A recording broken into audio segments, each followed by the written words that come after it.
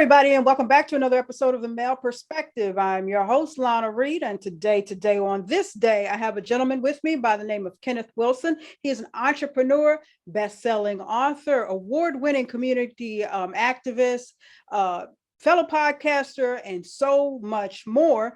But before we get started with today, I always like to pause and say thank you for making time for me today. Time is a gift. Once we give it, we can't get it back. So I appreciate you carving out this space for me today. And with that, Mr. Wilson, welcome to the show. Oh, well, thank you for having me. And first and foremost, I just appreciate the platform. Everything you have going on, even if it is just acknowledging brothers, acknowledging men, we need it. You know, sometimes we don't think so, but I'll be the first one to tell you we can use some love too, you know. Well, I'm here. I'm just giving all the love. But let me get going here because I only got a short amount of time today. But as I was reading in the beginning, as I was reading out, you have a whole list of things going on, and I didn't even mention all of it. Your resume kind of reads like those old school grandmas when they used to want to show the pictures of their grandbabies, and they would pull out their wallet and that plastic insert. You know, your resume is like that, right? So as I was reading it, getting ready for today's show, it kind of made me think of some conversations I had with some other brothers in passing before you and I met. One of the brothers was a blue collar worker, and you know, just enough making enough money to make ends meet. But he is an exceptional chef, and everybody around him was like, man, you should open a food truck, or man, you should go into business. And he's like, no, I'm good. Yeah. Second brother, let me be, ain't no nice way to say this. Multiple children, multiple baby mamas. Okay. All the baby mamas are, you know, food stamps, Section 8. As a matter of fact, he lives with one of them. And my conversation with him too was kind of politely as possible. Is this it? You don't want any more? And he too was like, no, I'm good. So my question is, like I said, I was reading about all the things that you have done. You have a mindset of, I'm going to level up from my level up, and I'm going to level up from my level up. I want more. I want more. What is it in you that developed this mindset, this determination? And why is it that we don't see other men with this? What's the complacency that we see in some guys? Oh man, I could go into this one all day.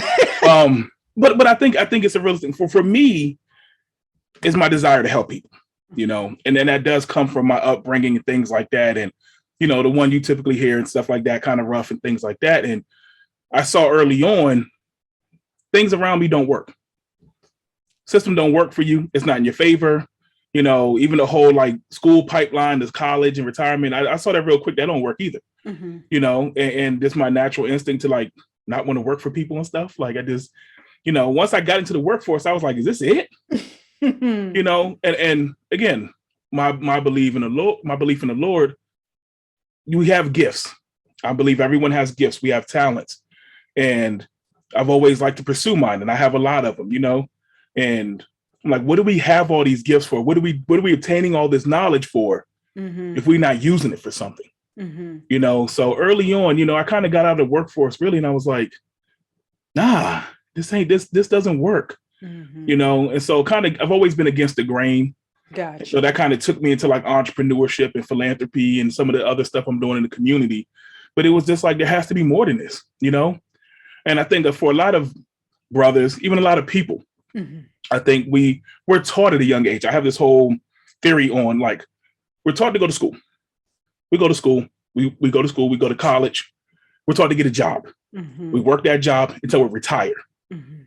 That might have worked a couple generations ago, but I don't think it works now for everyone. Not for, you know, for everyone, you know? And so, but that's what we were taught. That's what we're ingrained to do that. So when people think outside of that flow, we're different. You know, something might be wrong and things like that. Even now, when I tell people, you know, I don't even like to use the word entrepreneur because it has such a negative connotation to it. So I remember told one people, I was like, I'm an entrepreneur. They say, you don't have a job? No, that's not really the case. But that's because we're just so programmed to take that track, you know? And then I think about it, I said, who do we work for? When you get a job, who do you work for? You work for an entrepreneur. You work for somebody who said, nah, I ain't gonna do this, and now they own the company. You work for that person. So how do you get to be that guy? You know? That's right. And I saw that, and I had the opportunity to work for some prominent brothers who kind of, they, took me under the wing early on, and they kind of showed me some of that stuff too, Okay. So I did have some mentorship as a young man in my early 20s that kind of grew me, and they were great men who really, kind of exposed me to some of that stuff too, and gave me the opportunities to kind of learn and build my skill set and grow into some of this stuff too. So I think that's what it is for a lot of people. There's a lot of fear, Okay. You go against the grain because it's rough in the beginning. No one tells you. Everything you see about entrepreneurship is sweet. All this stuff on social media, everybody's supposed to be a millionaire driving all these fancy cars. No, it don't look like that for most people. It's rough. It's a grind. It's a struggle until you get there. For me, I had to work multiple jobs, and I kind of worked myself out of my jobs. That was my goal at first. Because I got bills to pay. I got a family. I got kids. And so it was like I had to do both. So it was work all day, come down here, build mine until it got to the point where I could kind of flip that. Gotcha. So that's hard and that's unfathomable for a lot of people. And one of the things I'm kind of transitioning out of consulting, that's one of the things I used to do was to help people start their business and start their programs and stuff. And that was one of the first fears, like I gotta pull away from what I'm normally doing, that routine, and everybody's so ingrained in that, and to do something so different, that's terrifying. Yeah. I can hear the old folks say, you ain't gonna have no pension. You ain't got no insurance, no benefits, and so it's like, but you can get that stuff. You just got, but it's like, you got to piece it together. You got to be willing to work and, finagle some stuff and all that. So it is. I think that's why a lot of people, they want to, but they don't really know how. And I think even that's why the pandemic kind of gave people the opportunity, or for some even kind of forced people to, hey, we got to do something different now. Yeah, I got to think of something else. Yeah. So they kind of use this opportunity. So now I think people are starting to see, and they were, because like I said, something had to change for them to kind of give them that kick in the butt. Push, to kind of get them going. But however they got there, Thank you. Okay. I wish we get some more of you out there, because, we need the diversity of entrepreneurship and people owning different businesses, because if you only have one place to go to get services, goods, or whatever, the whole monopoly thing, I really don't think it's effective to us as a culture. But I could get on that, but let me stay focused. I know. I got you. Let me stay focused. Okay. I want to segue on to the next question on what I just asked you. How do we, as the women around you, men, be it significant others, sisters, your homegirls, or whatever, how do we navigate the male ego, because it's kind of tricky, and say things to you like, look, bruh, you ain't living up to your fullest potential. I need you to go harder. How do we do that without sounding naggy, pushy, itchy? Yeah. I think, I'm probably a little different on this too, because sometimes we need that too. I do believe at some point in some of our culture, we're getting very sensitive. And sometimes the difficult conversations need to be had. Now I think there is a way to go about saying, I think before you even get to that conversation, I think first I was saying is like, you have to understand your partner. I think that's one thing that we don't do, even when it comes to relationships. We got to backtrack there first. Learn your partner. So when you learn your partner, you learn how to communicate with your partner. I think that's a big thing. So once I learned, and even for us, and I think one thing to remember for especially Black men, a lot of times we've never had those conversations. We've never had people tell us some of these things. Even for me, I remember till I really was in a relationship, got married, and I really realized that because I had been successful, everyone kind of left me alone. Gotcha.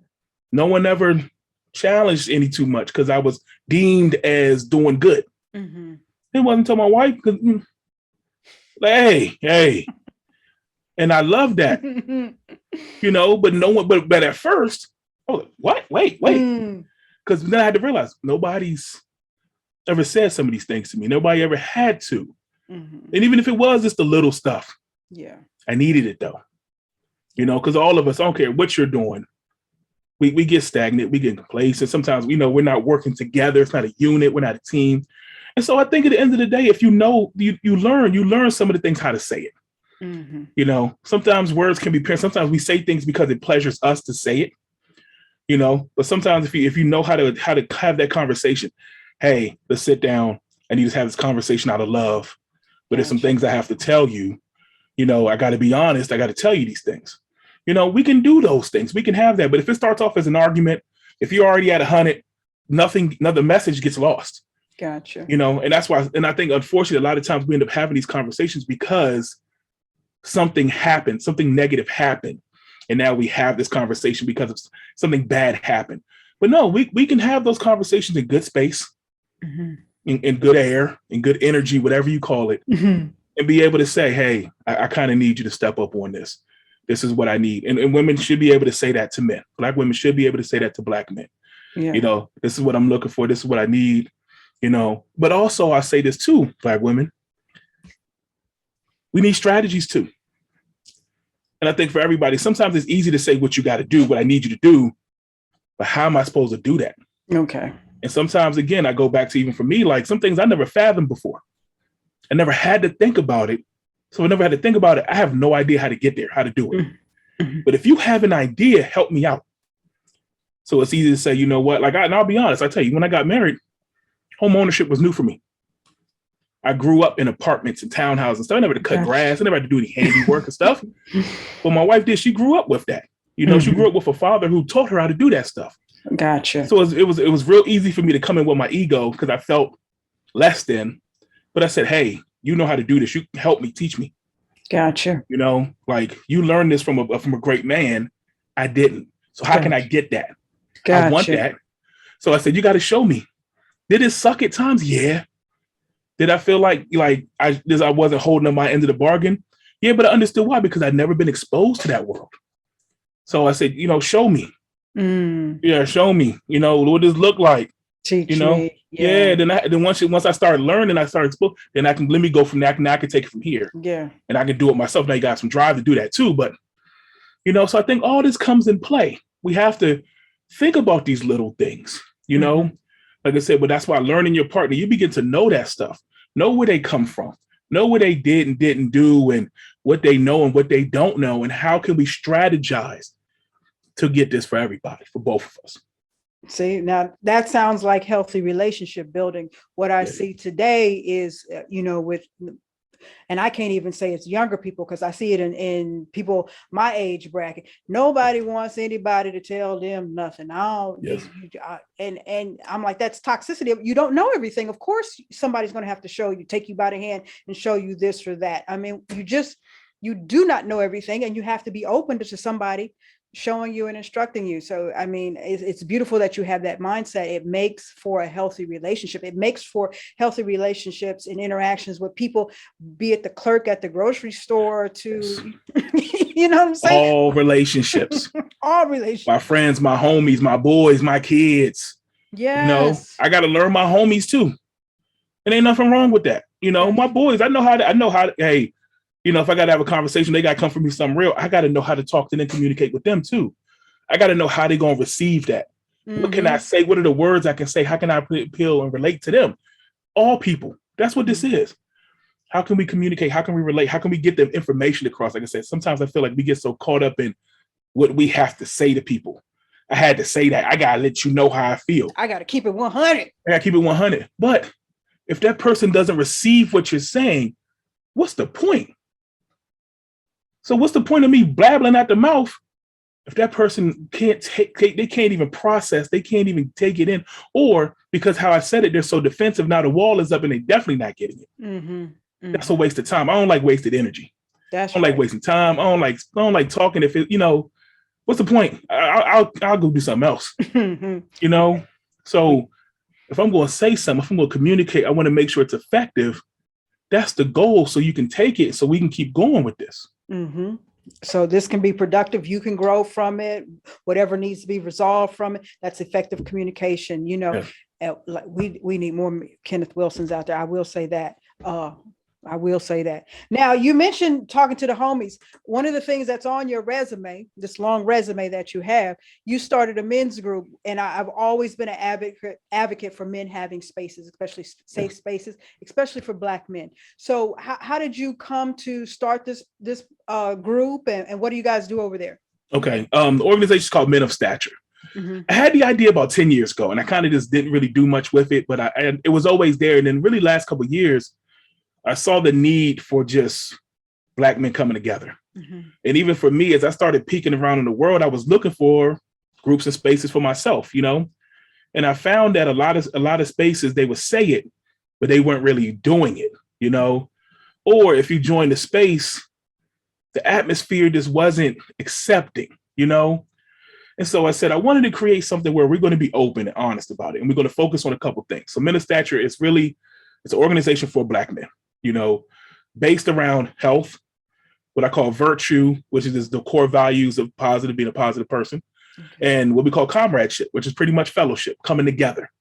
And we do a lot of things based on that. And what it really got going was we started a virtual space last year called the Gentleman's Lounge. Mm-hmm. And that's exactly what it is. We get on Zoom, we just log in and we just talk.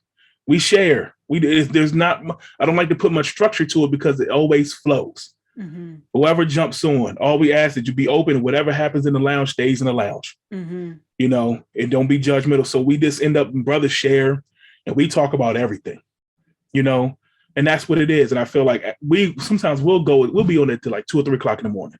Wow. And we just going. And before you know, we're like, oh, I got to get up, go to work in the morning. Like, but it's just that space. That's all it's about, for us. Nobody else is joining. If you don't look like us, I'm sorry, there's not the space for you. I'm sorry. Mm-hmm. That's what that is. So we do things like that. But then we also do a lot of other things that kind of come together. We share, and I wanted to do some interesting stuff. So, we have our reading groups. We have a niche called Black Men Read. And that was just kind of based on my love for arts and literature and giving back to young people. That's what I started really my career. And so we started last year again, virtual reading groups. I had some homies who were teachers, elementary school teachers. And we started doing it. They was on Zoom. We come in on lunchtime. Okay. We do some reading. We do some groups. I got brothers doing music. They was talking about music. So it's kind of morphed into this whole thing, but it's just, they need to see us. Gotcha. And that's what it is. Beautiful. They get to see us. Like I said, my boys, like I said, I got Black homies, elementary school teachers out here in Baltimore and stuff. And so now we're kind of taking it. Now we're doing in-person stuff too, along with the virtual stuff. But it's just see us. We started off just reading passages of books, like just talking about certain things.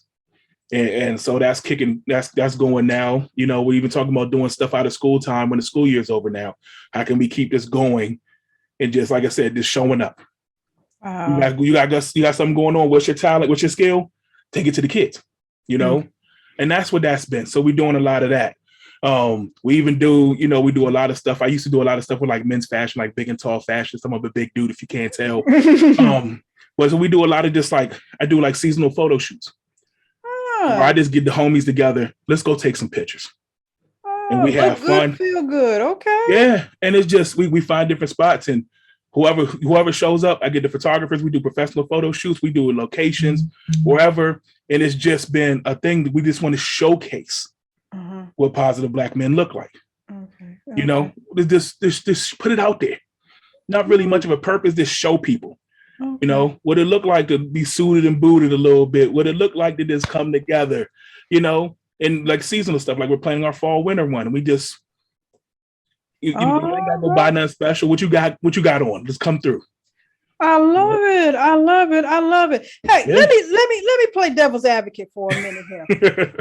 We're just gonna destroy the little friendship we building right now. Let's do it. I'm with it. Because when we as Black people try to make safe spaces for us, or have something, that's us, or talk about issues that affect us, you always get these people over here talking about, all lives matter, or whatever. So let's say you have, because I was listening to the podcast, you have Bob send you Bob send you email. Bob send you an email, say, well, I want to join your group.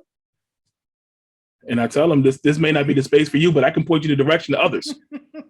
You know, and I'm sorry I got to take a hard line on that. I'm not sorry. Mm-hmm. You know, because there are spaces for everyone. Mm-hmm. And I try to connect with some of those so I can refer them to some of those places, you know, but this is for us. That's the mission here. And people ask, why do you do that? Because that's who I am. That's all I know. I'm a Black man. I just want to help my people. It's simple, you know? And so, yeah, I do get some of those every now and then. I do. Oh, okay. Yeah. And this polite, like, you know, I appreciate your support, you know, and understanding, but the things we do over here, you know, that's what it is. And even I found that, and even sometimes even for my sisters, you know, like, and I tell them there's other ways to support. Take what we're doing, go support your man, go support your husband, you know, or tell them to come through.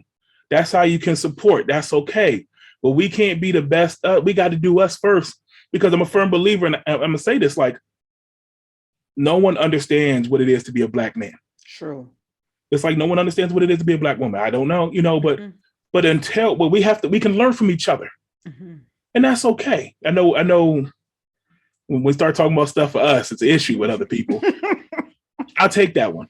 I'll have the conversation, but I'll take it and I'll explain this is exactly why, you know? Gotcha. So yeah, but I hear that. I do. I get every now and then I get a little DM. I get a little email. How come I can't join? You gonna get DM for me? Like, how come I can't get the passcode for the virtual meeting? I want to peek it. I want to peek in and see, as a woman, I want to see what y'all doing. And we get that too. Yeah, if you want to, yeah. What y'all talk about? What y'all be going on over there? Like, and you know, it's for us. Just know that we trying to get better. That's all. We trying to get better. That's right. You gotta let the guys have their space. I've always been a firm believer of that. You know, we can't be everywhere connected all the time. You know, I think that makes men better men to be around men. So, you know, you got to unload and, you know, get some input from some other people, other men, some mentorship, you know, because I don't have the tools and the equipment, the mindset so I can't understand the experience. So only a man can give that. And that's what I'm saying. And vice versa too. Sometimes we all want to help. We all, you know, but it goes back to me. It goes back to almost like the generational thing, the father and the sons and things like that. You know, there are some things I had to learn from a Black man. Mm-hmm. I had to learn from my pops. For me, it was my grandfather. Mm-hmm. You know, I had to see that. I just had to go be around it and experience it for as long as I could, because that was how, you know, I related to the world. And we're human beings like that. We gravitate to the things that look like us, that attract us and things like that. So we naturally going to learn from that too. Gotcha. Now you guys also have a product line, right? Yeah. You saw that. Yeah. That's another reason why Bob can't join, because he don't need the product line. Bob beard oil, you know what I'm saying? Like, you know, your hair might be a little different, you know. It's okay though, but they got other stuff for you. But yes. Black, we call it Black by Men of Stature. And we launched that this fall. And what it is just skincare, health products for Black men.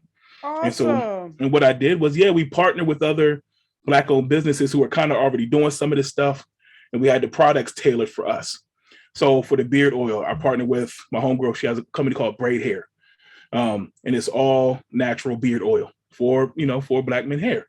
You know, it works. If you can see my little goatee right now, it's been coming in the last couple months, looking a little fresh, you know. But bar soap, black soap, and all the products are Black. That was the whole thing I wanted.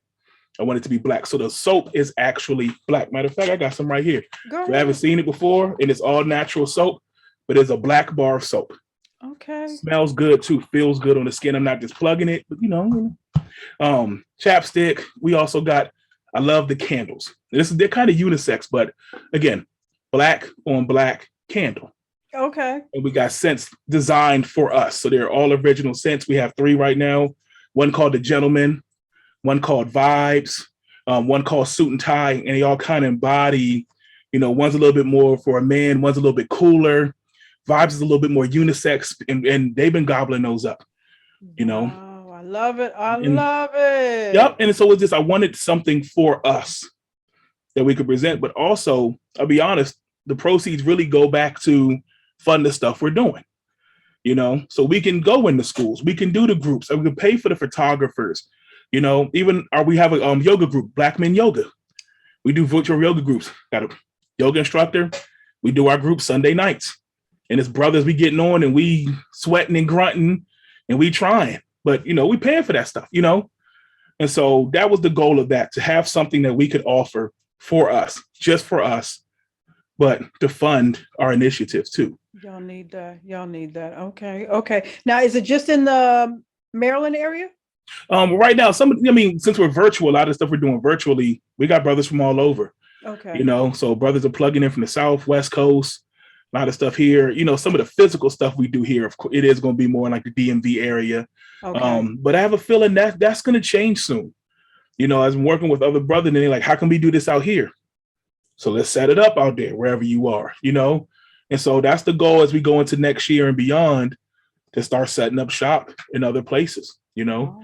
And the beautiful thing, and I'll be honest, minister stature is not something that costs a lot of money to do. Mm-hmm. And I like it that way, Yeah. But so that way brothers can get plugged in wherever. And it doesn't feel daunting. It doesn't feel like a task or it costs a lot of money. We just want people to get down and get involved and help each other out. I love that. I love that, because we're seeing so much, me in society, and we're all disconnected. And, the generation I come from, the Black community, was, more unified. Yeah. We've always had crabs in a barrel, but, we were kind of more helpful and more together and helping each other out. And so to kind of circle back to that, and, I think it really starts with the foundation of the brothers and sisters in our community, developing that mindset. So to see you guys doing that and coming together as brothers, I think that has a much bigger impact as a whole. So I'm glad to see that, because the little ones are watching you. Yes. And I just kudos. Oh, thank you. No, it's not just me. We, like I said, we all doing our parts. We all doing our thing. Thank you. Well, Yeah. I ain't got all of them on. So if I had the passcode to the virtual meeting, I could come in there and say thank you personally. But since I ain't got the passcode, and so what, I'll pass it along. I'll let the brothers know. And you never know. And I know one of the things I do want to start, like there are some things I do want to integrate, and we are working on some of that stuff, because even though, and I'll say this because I know, even though we're working for Black men, Black women are still included in that equation as well. They have to be. So, we're doing our thing over here. We're building it over here too, but just know we're doing it for y'all too. We thank you. If we're better men, we're better boyfriends, we're better husbands, we're better fathers, we're better men in the community, we're better employees, all kinds of stuff, So that's why I chose to go back to there first. So that way it does trickle out. That's true. Yeah. That's true. That's true. Awesome. So let me go on to something else that you got on the resume. And I think I heard you say that you were transitioning out of this, but you do some consulting work for entrepreneurs, and you have a program for helping entrepreneurs start up. Now, my question to you is, because when I go to Instagram, Mr. Wilson, I see all these Instagram consultants telling me how to get my LLC, and I can open up my trucking business and my vending business. So why do I need Kenny? Because I walk you through the entire process, and I'm honest with people too. Sometimes they don't like to hear it, but I'll be real and honest with you. And what we call our next steps program. And what it is, we take, a lot of people have ideas. We take the idea and how can we start that idea and begin to work with it and form it into a profitable business, not even just a business. Sometimes people want to do community ventures, programs, ideas, but whatever you want to do with whatever your vision is, we take it along, because a lot of people, they have the idea, but they have no idea how to navigate through business and operate a business and things like that.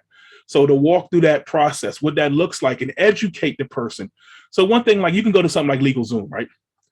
They'll do all the work for you, but you didn't learn anything. And the problem is, if you didn't learn how to do the steps, when it comes back. When it comes time to report, when it comes time to file, people ask questions. You want to be knowledgeable about that. So let's educate on how that looks. Another thing too is, leadership.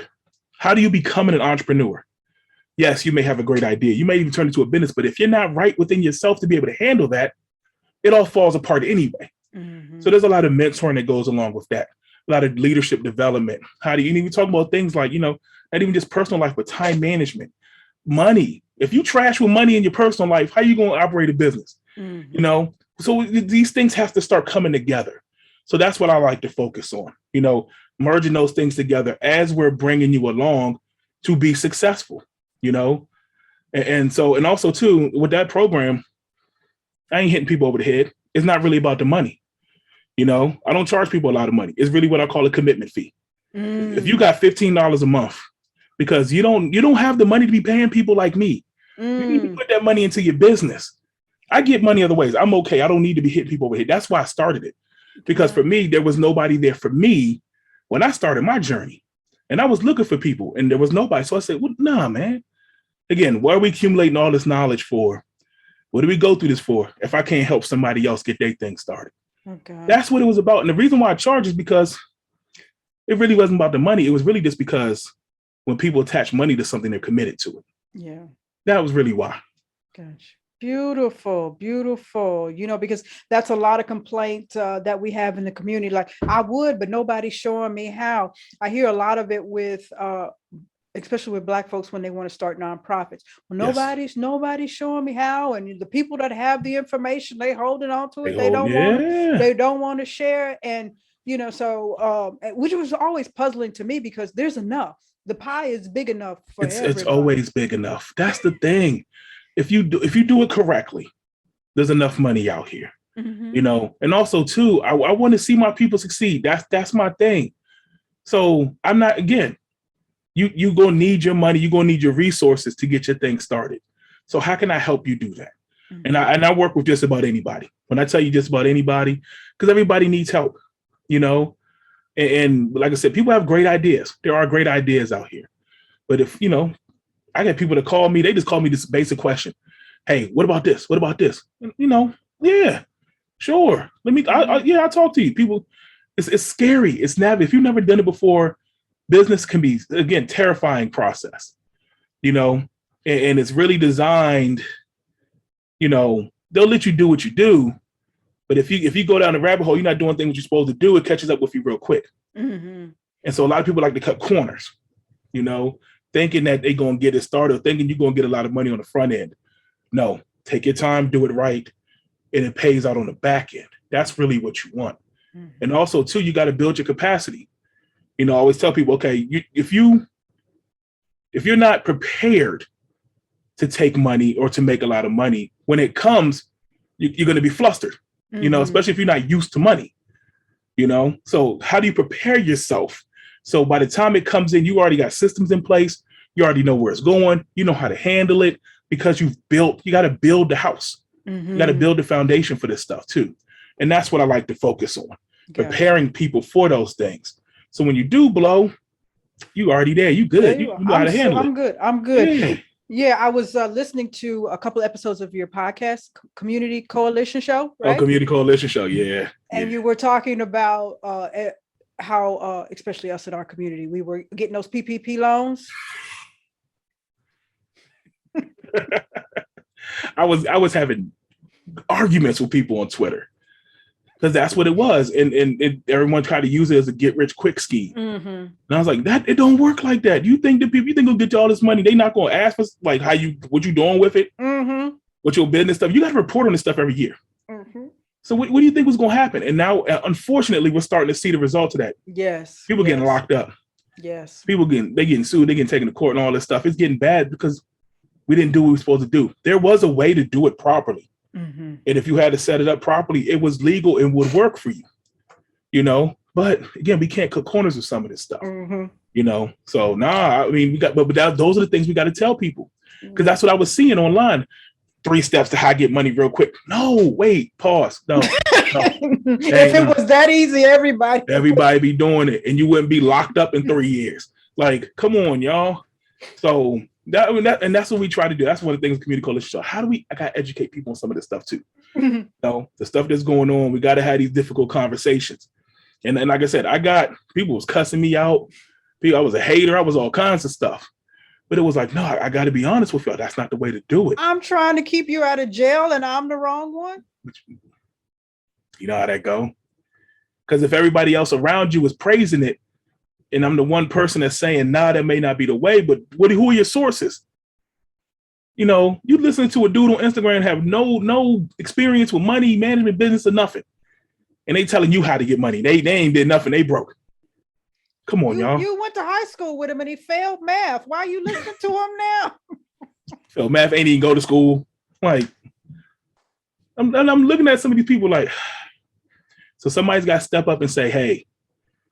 And that's why I say, even though it's like, I got to tell you no, but let me try to steer you in some steps and some ways and some strategies that maybe it may work for you. Mm-hmm. You know, and it may not be today or tomorrow, but what's really the goal here? You know? Mm-hmm. So yeah.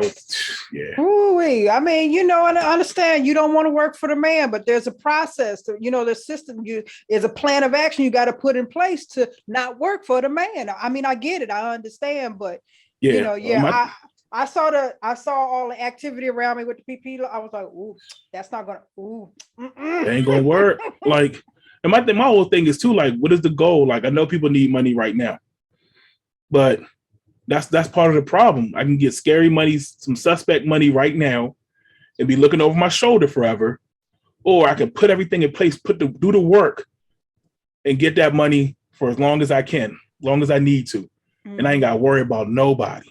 And leave a legacy for your family and on and on and on. That's how people out here really get money. Mm-hmm. We talk about generational wealth and stuff like that. Right. It can be established. It can be done. Mm-hmm. But there's some things you got to do to make it happen too. That's right. You got to put a plan into place. Yeah. And I think that's a trickle down effect from social media that we see is people want everything right now, real fast. Like you don't want to wait for it. Like it's not going to happen overnight, but everybody wants everything right now. Because they think what they see online is real. That y'all, and that's another thing. I saw some stats, and I don't even know what was it. Less than 10% of Black people make over $100,000 a year, or something like that. It's 10 to 12%, something like that. That's a really low number. But if you go on social media, you think everybody balling. Everything balling. You know, we flying jets and popping bottles and got the gear and like, no, but that's not realistic, you know. So it's like, again, that's the one thing I always go back to people. Who are your sources? Who are you paying attention to? And did you do research on that person? Mm-hmm. Did you check their resume? Do you know what they're really doing? Or are you just looking at stuff on social media? Social media is a sham. I can tell you because even the pictures I post on social media, I ain't go front. That picture I took about 10 to 15 takes. I had to get the lighting just right and make sure my head was shaved and all kinds of stuff just to make sure that, you know, like my angle's right. Like I do the same thing, y'all. Mm-hmm. Come on. So I like that's what it is. Mm-hmm. We know the game. We play algorithms and all kinds of stuff. We know the game. Yeah. I think not to cut you off. I saw this white boy. He was debunking all of the famous influencers and going around and showing they were renting out Airbnbs. They just were like renting the cars for the day. So it was all a sham. And they had these millions of followers following, thinking that they were living the life or whatever. But, you know, social media has allowed just regular, ordinary people to become popular. And I there's danger in that. There's real danger in that. Yeah. And I think the thing is, if you just know, and there's some people even too, I mean, some of them been clients, some people I even follow myself, but I just take it as entertainment. Mm-hmm. And I think it's okay. Sometimes we're entertained. That's okay. But sometimes we just can't take it as real life. This is law, or some of the things they're even saying are law or fact. You know, sometimes it is just entertainment. Yes. That's okay.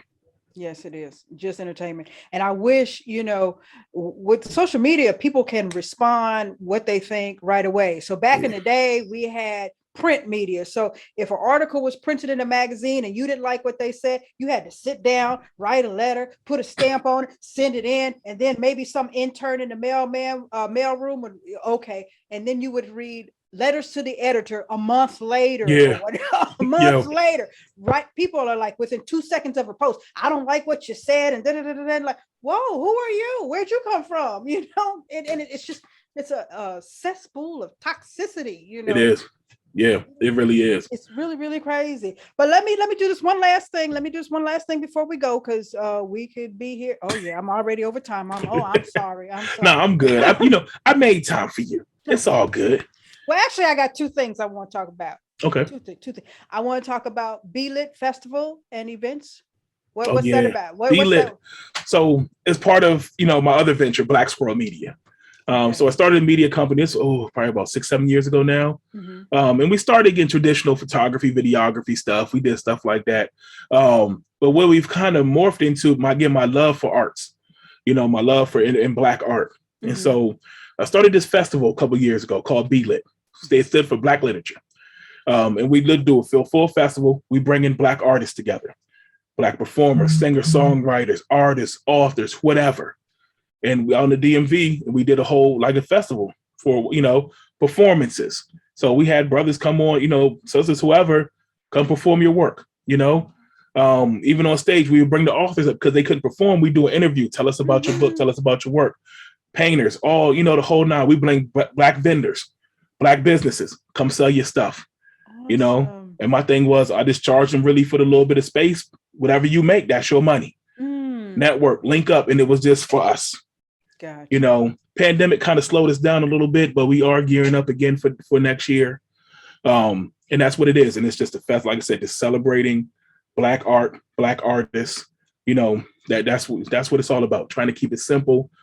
Everybody wins, showcase, and then even we're starting to branch off now, doing little mini stuff in between. So smaller showcases. I'm actually working on we got a nice little spot now. We're going to start doing mini concerts. So I don't know if you ever seen NPR does like this tiny desk, like these little. I got a little space for that too. We're gonna do the Black version of that. Yep.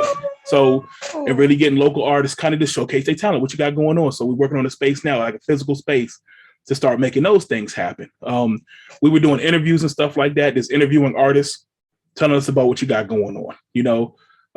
Working with different people, different types of art. Like I got a homegirl who customs shoes. It's art. I got a couple of pair. I'm like, this is artwork. I don't even want to wear them. Let's tell people about that. So like all different types of art, whatever it is, the whole platform is to showcase our Black art and our Black artists.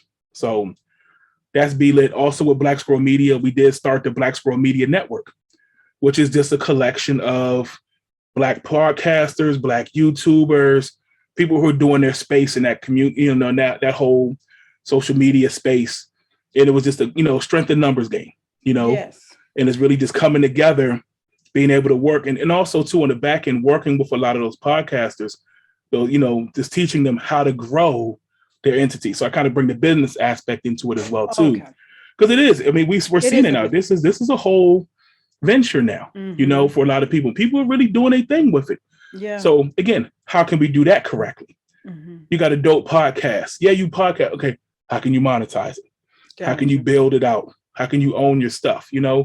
So it's like we're building the network on that stuff. And so it's just been a platform, a lot of things I like to do. I talk anyway, so I might as well just record it anyway. So giving back. I love it. Last thing, Mr. Wilson, then I'm gonna let you go for today because I have intruded on your life for too much. But you have 2 best-selling books out that you've co-authored with, right? Yeah. Impact of Influence and something suit. I'm gonna Suited for Success. Okay. Yep. Yeah. And actually, those again were compilations from brothers I had met and worked with over the years.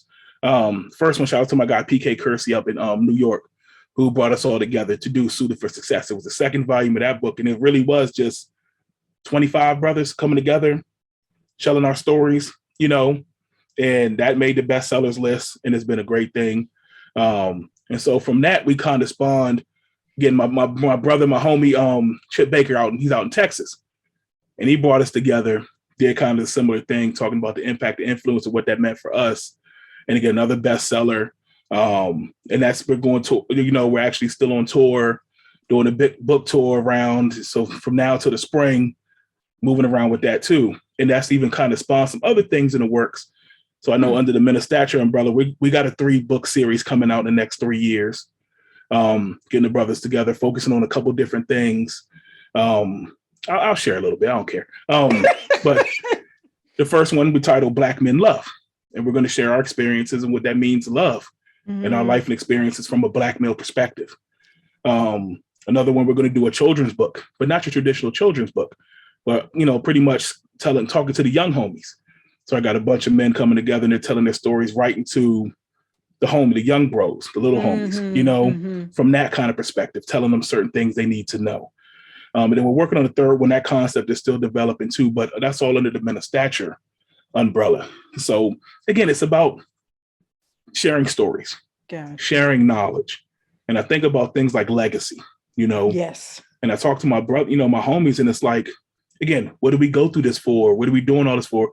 If we can't leave some of this stuff behind, that's right. If we can't reach somebody else, and again, putting it down on paper or how we're doing, whatever you want to call it now, is just multiple forms of doing that, And so that's what it really is. So, now that we know, and we're working with like Black-owned publishing companies and things like that, and they're really working with us to help us succeed and grow as well too. Great. And so it's like, let's keep it going, So now they showed me how to do it, And so now I'm taking the knowledge, and they got some brothers who I want to include, and I want to bring them along with this too. That's right. That's right. No crabs in a barrel over there. I like that. I like that. Well, let me ask you this before I ask my random question. Do you sleep? Do you sleep? Actually, I do. I know it sounds like a lot, but I've kind of designed this stuff to kind of really run very smooth, easily. Okay. A lot of it's virtual. This is my office. I'm in my office is in my basement. I'm at home. So I get to spend time with my kids. I get to kick it here. But a lot of stuff is kind of self-sustains itself a little bit. Okay. I don't follow traditional business practices. Okay. I don't care about a 9 to 5. It's, so I get to be able to be selective in when I do stuff. Gotcha. So I know it sounds daunting, but not really. I get a lot of time on my hands. I do. I still find time. My daughters, I play with them, and my wife, we still do stuff. So like, that's why one of the reasons why I love doing what I do, because it does give me the freedom to move around and do the things I have to do. And I can kind of piece it and move things together when I have to. Gotcha. Some days I work 1 to 5. Some days I work 7 to 3. Some days, but my schedule is my schedule. My time is my time. Yeah. That's how it's supposed to be. All right, dear. Let me ask you my random question. Then I want you to let everybody know how we connect with you. All right. Let me see what you got. I'm curious now. And how we connect with you, how we get that passcode. Y'all want to see how y'all do? Y'all want that code. It ain't even the phone. They'll be trying to get the phone. Y'all want the code now. See? Passcode. Should you put your socks on first or your pants? Good question. I'm always a socks first guy. Socks first, huh? Yeah, I socks first, because sometimes, like, all right, this is, again, big man perspective. One, it's a lot easier to put the socks on, especially if your pants a little snug. You gotta get down there. I'm getting old, my knees kind of hurt. So let me just go ahead and put the socks on first. But I've always felt like, especially too, it brings the outfit together. I'm always underwear first, and it brings it together, And I think it's a little easier. So yeah, I'm always socks first. Yeah. Socks first. Okay, awesome. I like that question. All righty, dear. So tell us how we connect with you, if we possibly want some consulting, how we pick up the books, how men get the passcode. So yeah, for me, you can start with my website. My website is KennethRWilson.com. It probably has the links for everything there if you wanted to start there. Even like, I'm still doing the consulting services. That's probably a good place. All the contact stuff, email stuff is there. Again, Men of Stature, that's, check out the website, menofstature.org. Everything is listed there, all the services, the initiatives and stuff, and how to get plugged in. You'll see a lot of stuff on the website there. Even Black Squirrel Media, our website, blacksquirrelmedia.com. Again, you can check out all that stuff. So everything has a website. If you're looking for me on social media, my handle is at Mr. Kenneth Wilson. And that's Facebook, Twitter, Instagram. It's all the same thing. Again, Black Squirrel. If you type in, Black Squirrel Media to come up on the big 3, Men of Stature, you'll be able to find that stuff there. So it's easily, I'm easy to find. Okay. Okay. How often does your podcast come out? So Community Coalition Show, that's weekly. Comes out Tuesday mornings. So you can, catch the audio podcast on all the other platforms. We put the video on our YouTube channel as well too. But I also do a couple other shows. So even if you check out the other platform, I just started a show, The Speakeasy, with my guy Ryan Dunstan, and that's part of Candy Coated Secrets on her platform. So you catch that on the Facebook group. And we do that Monday nights at 9. Reason to Rhyme podcast. That's our music podcast.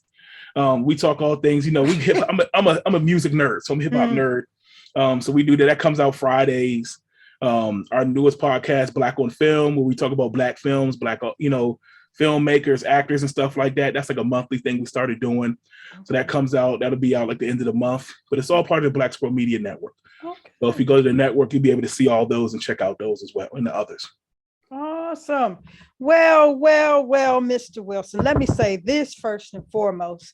I appreciate the man that you are, the example that you're setting for other men, the work that you do. I mean, just the dedication, the fortitude, just from my little old corner, I just appreciate all that you are and all that you're doing. So let me say that.